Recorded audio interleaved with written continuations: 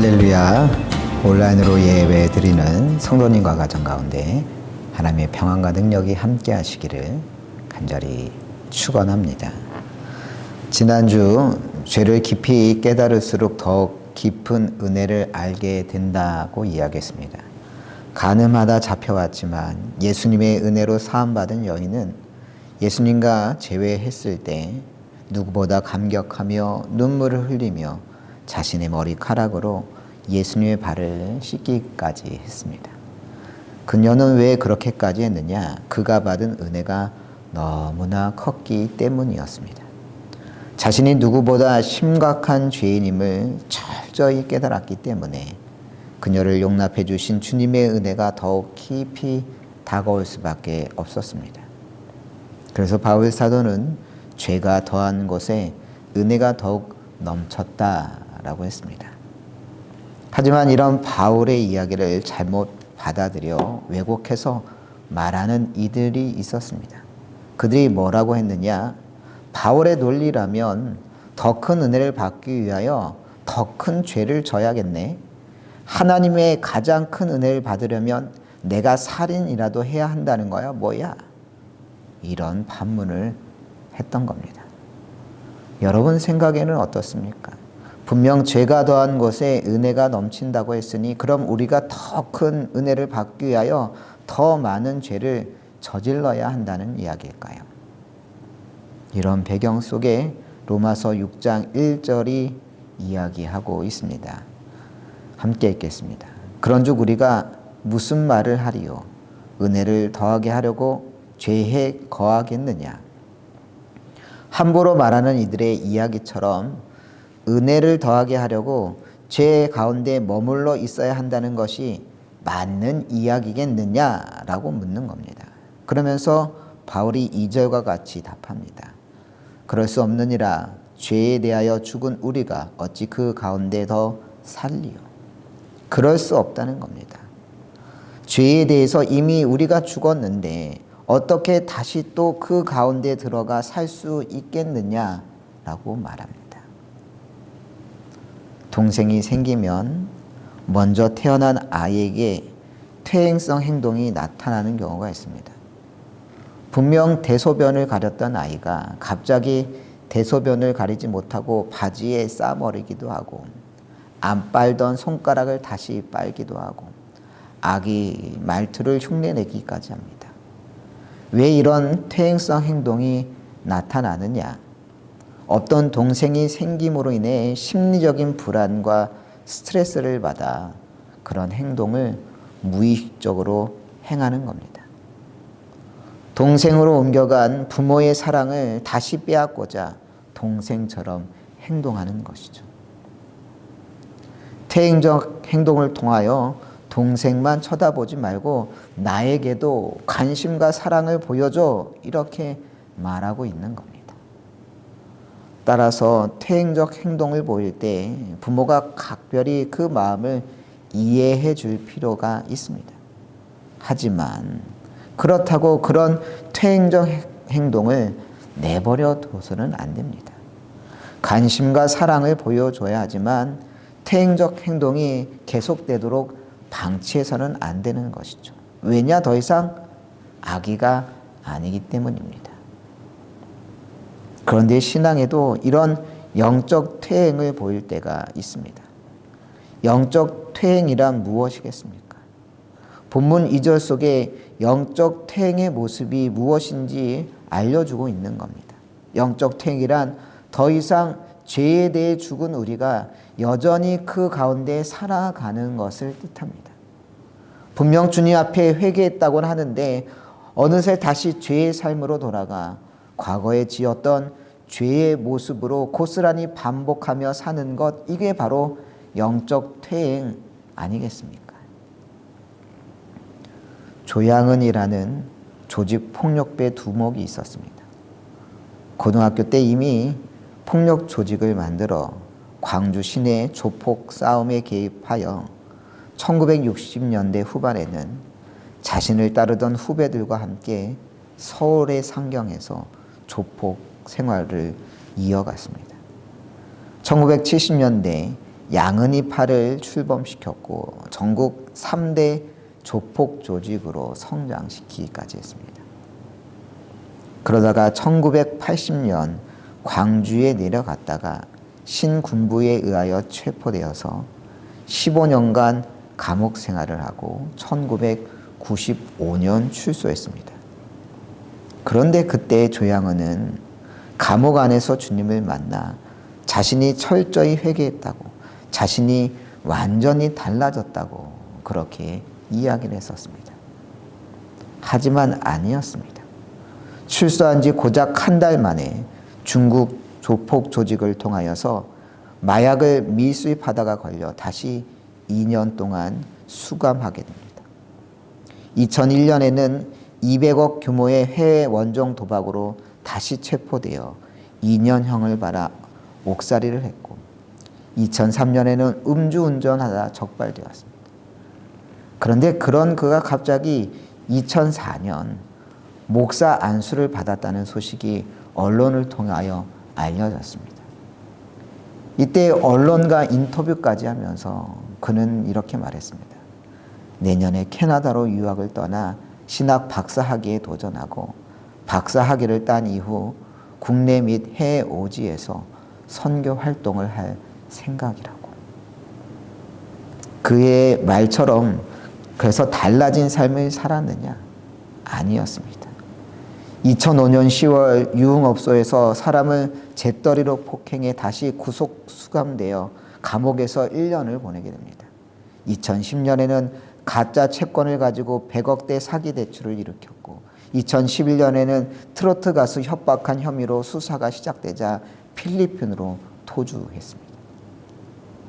결국 필리핀 카지노에서 검거되어 다시 5년여의 감옥 생활을 마치고 2019년에 출소했습니다. 그런데 2019년 출소 후에 이번에는 아이야 세계 선교회라는 걸 설립한 후에 필리핀에서 선교하겠다고 선교사로 떠났습니다.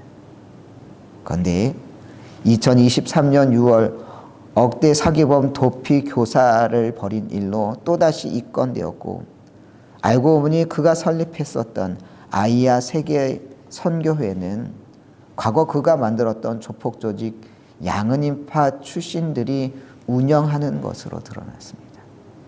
2024년 일요 시사 기사에 따르면 이름은 세계 선교회였지만 놀랍게도 그 선교회 회원들이 신도들을 납치하고 감금하여 폭행과 협박을 저지르고 있다는 내용이 드러나고 말았습니다. 선교회라고 하는 타이틀 아래 여전히 조직 폭력배와 진배 없는 일들이 자행되고 있었던 겁니다. 무엇이 문제겠습니까? 물론 조직 폭력배 생활했던 사람도 진정 회개한다면 얼마든지 그리스도인이 될 수 있습니다. 하지만 정말 제대로 된 은혜를 받았다면 이전에 자신이 저질렀던 악행과 죄악을 참여하며 더 조용히 살아야 하는 것 아니겠습니까? 과거에 자신이 했던 일들이 얼마나 부끄러운 일이었는지, 하지만 그런 자신을 받아주신 그 은혜를 깨달으며 남 섬기며 봉사하는 삶을 살아야 하는 것 아니겠습니까? 그런데 계속해서 교도소를 들락날락하는 가운데 오히려 목회자가 되었다고 언론에 대놓고 인터뷰하고 알리고 그 후에 또다시 감옥 생활하는, 이게 진정 회개한 자의 삶이라 할 수 있겠습니까? 오히려 조양은은 신앙이라고 하는 이름을 자신의 과오를 덮는 데 이용하고 선교라고 하는 이름으로 자신의 악행을 위장하고 있었던 겁니다. 혹시 조양은은 끊임없이 엄청난 죄를 저지르면서도 회개하면 다 용서받으니까 어떤 죄를 저지러도 괜찮아, 이런 태도로 살아가고 있는 것은 아닐까요? 여러분은 어떻습니까? 혹시 영적 퇴행의 삶을 살고 있는 것은 아닙니까? 바울 사도는 2절에서 분명히 말합니다. 죄에 대하여 죽은 우리가 그 가운데 더 이상 살 수 없다고.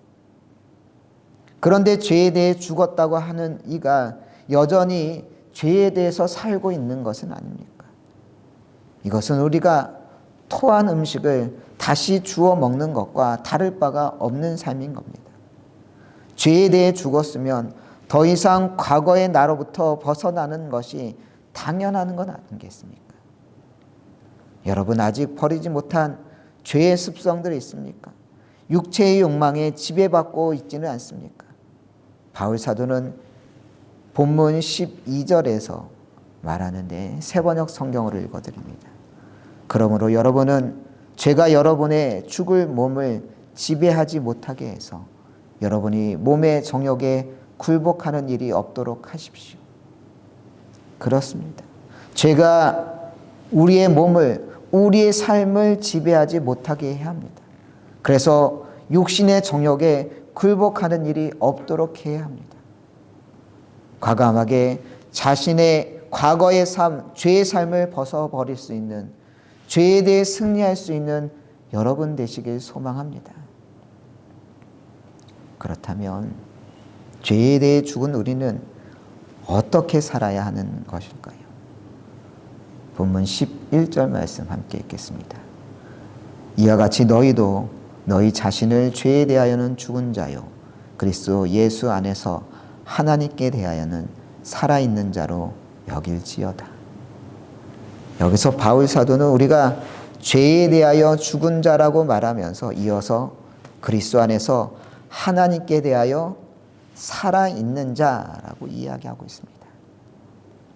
하나님께 대하여 살아있는 자라고 하는 것은 어떤 의미일까요?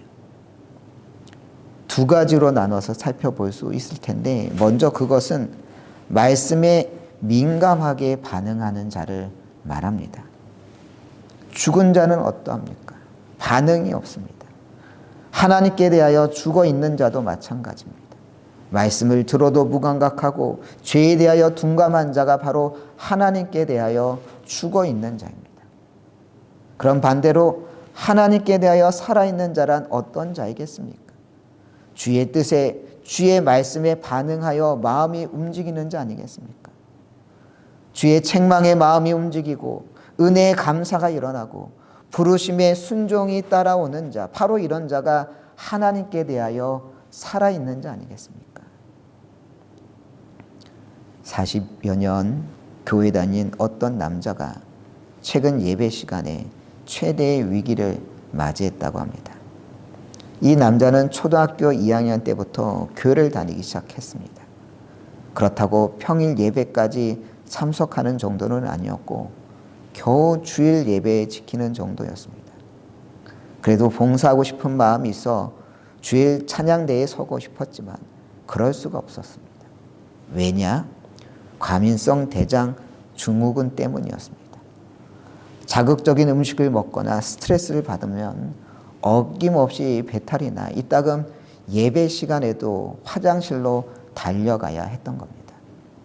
그런데 그 교회의 찬양대석은 강대상 바로 옆에 설치되어 있었기 때문에 만약 배탈이 나서 화장실이라도 가야 한다면 모든 성도가 지켜보는 가운데 찬양대원들을 비집고 나아가야 했기 때문에 도저히 그럴 수 없어 찬양대원 되는 것을 진작에 포기할 수밖에 없었습니다. 그런데 그날도 목사님 설교가 시작된 이후에 그 남자는 배가 아파오기 시작했다고 합니다.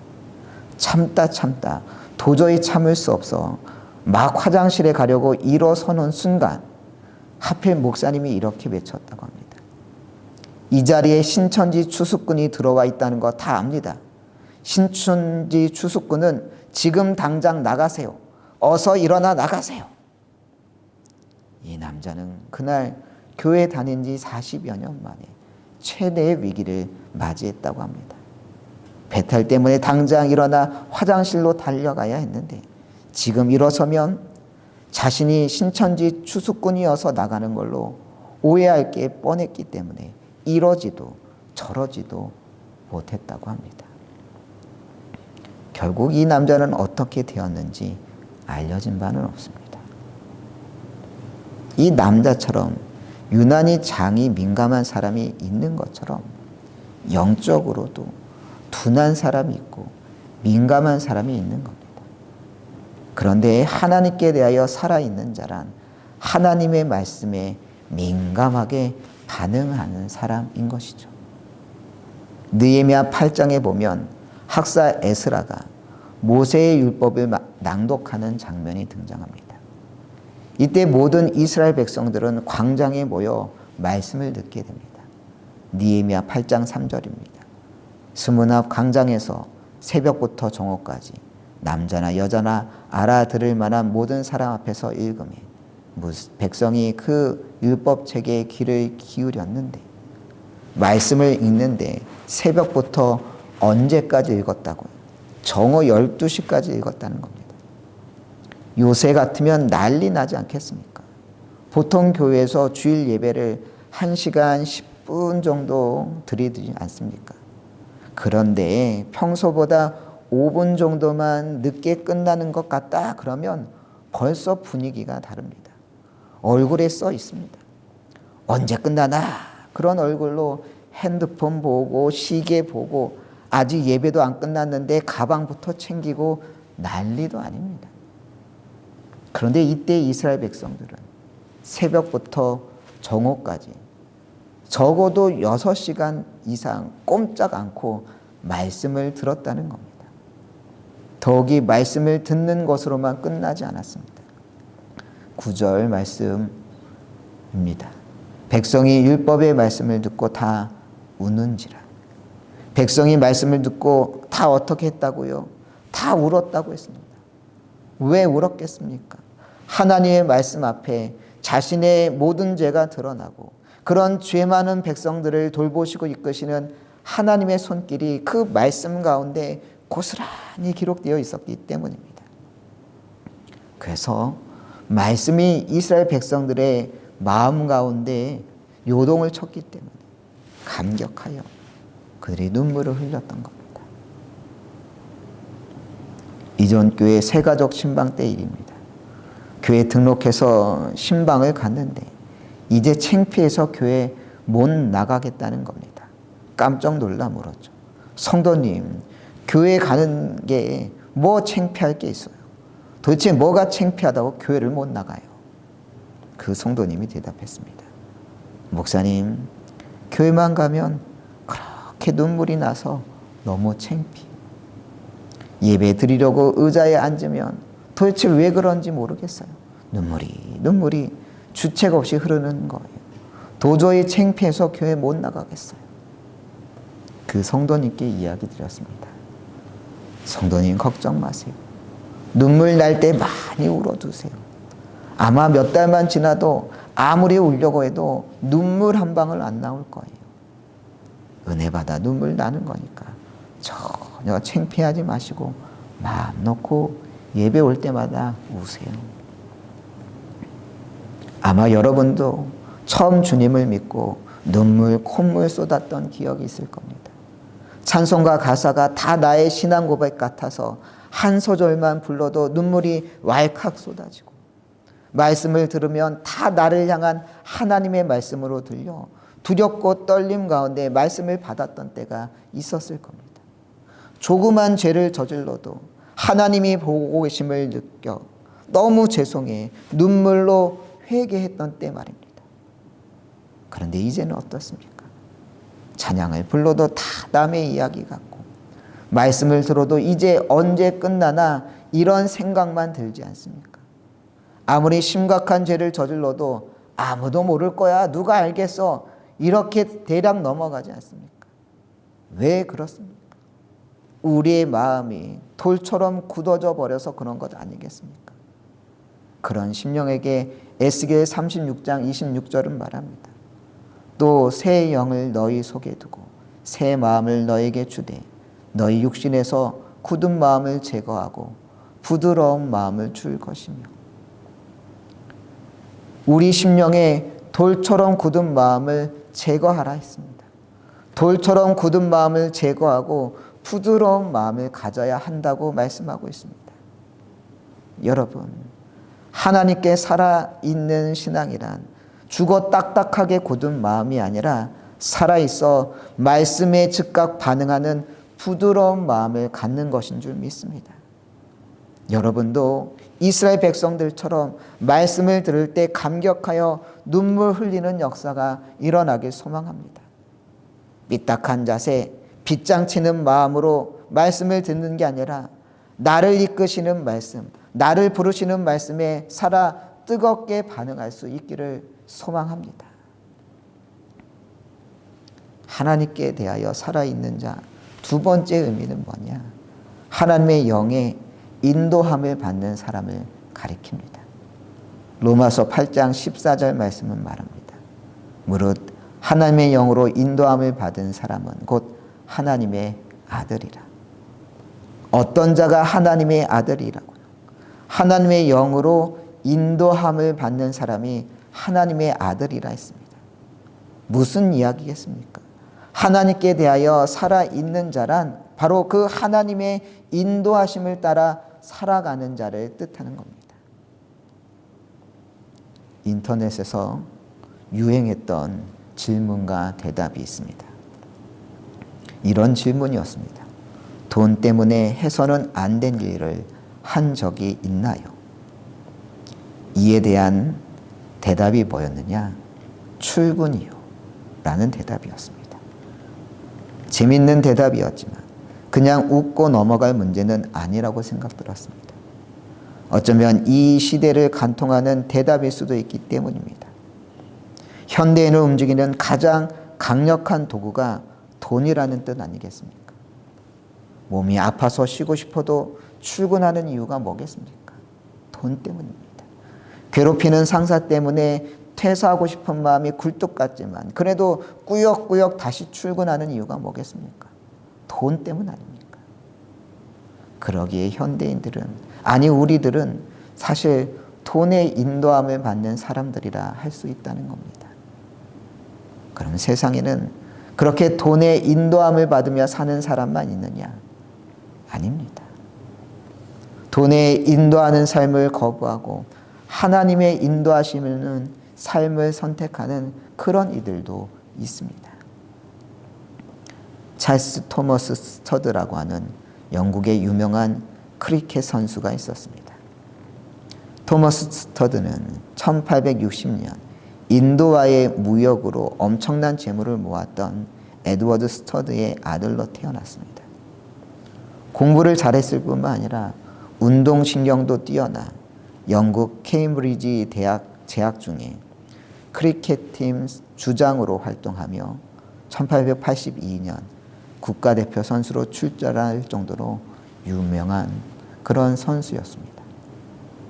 하지만 그 무렵 친동생이 알 수 없는 질병에 걸리면서 토머스는 인생의 마지막 순간에 세상의 명성과 찬사가 무슨 의미가 있겠는가라고 하는 의문이 들었습니다.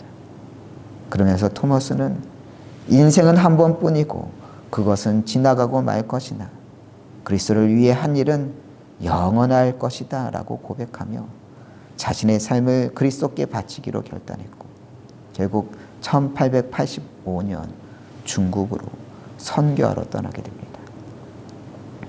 그런데 얼마 후 아버지가 돌아가시면서 그 아버지의 유언에 따라 엄청난 재산을 유산으로 물려받게 됩니다. 그런데 그가 받은 그 많은 재산을 바로 신학교와 선교 구제 사업에 모두 기부하게 됩니다. 그러다가 1910년에는 식인종들도 선교사를 기다린다는 포스터를 보고 아프리카에 그리스도를 전하러 가는 사람이 없다는 것을 알게 되었고 자신을 부르시는 하나님의 부르심이라 확신하며 아프리카 케냐로 떠나게 됩니다. 그곳에서 사역하면서 토머스는 이렇게 고백했습니다. 수천의 영혼들이 그리스도에 대해 들어보지도 못한 채 매일 멸망해 가고 있는데 어떻게 나의 일생의 가장 좋은 시기를 세상의 즐거움과 명예를 위해 살면서 보낼 수 있겠는가? 내가 복음서를 읽고 있을 때 주님은 나에게 부유한 젊은이와 그분께서 대화하시는 장면에서 내가 그분께 드렸던 약속들이 생각났다. 내가 아직도 한 가지 부족한 것이 있으니 가서 내게 있는 것을 다 팔아 가난한 자들에게 주라. 그리하면 하늘에서 보화가 내게 있으리라. 그리고 와서 나를 따르라. 이 말씀에 나는 주님께서 나에게 지시한 것을 기쁨으로 행했다. 나의 유일한 기쁨은 하나님께서 나에게 할 일을 주셨을 때 그것을 거절하지 않는 것이다. 이러한 고백을 했던 토마스는 1931년 71세의 나이로 아프리카 콩고에서 세상을 떠났습니다. 이 세상 사람들이 모두 물질이 인도하는 대로 살아가는 것 같지만 여전히 돈이 인도하는 삶을 거부하고 하나님께서 인도하시는 삶을 사는 이들이 있는 겁니다. 이런 이들이야말로 하나님께 대하여 살아있는 자 아니겠습니까? 여러분은 어떻습니까? 진정 하나님께 대하여 살아있는 자입니까? 여러분의 심령에 있는 굳은 마음을 제거하고 부드러운 심령으로 살아있는 심령으로 주 앞에 서길 소망합니다. 썩어 없어질 그것을 따라 사는 신앙이 아니라 우리를 이끄시는 하나님의 손길을 따라 살아있는 신앙으로 살아가는 여러분 되시기를 간절히 축원합니다.